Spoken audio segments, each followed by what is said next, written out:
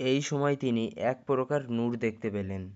এটা বিশাল এলাকা জুড়ে অবস্থান করছে, ভূমি হতে আকাশ পর্যন্ত বিস্তীর্ণ। এ জ্যোতি স্বর্গীয় অভায় চকচক করছে। এর বিমল আলো চারিদিকে ঠিকরে পড়ছে। আলোর বানকে আকাশ পর্যন্ত স্পষ্ট দেখা যাচ্ছে।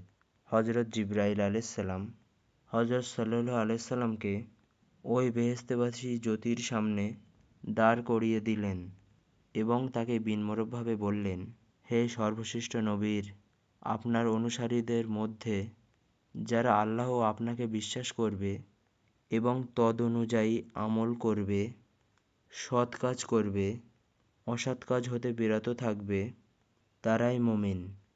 যখন তাদের মৃত্যুর সময় ঘনিয়ে আসবে, তখন তাদের শিয়রে এ স্বর্গীয় জ্যোতি নেমে আসবে। মৃত্যু পথযাত্রী মুমিন এ জ্যোতি দেখতে পাবে এবং তার রূহ ওই পথে ঊর্ধ্বাকাশে চলে যাবে।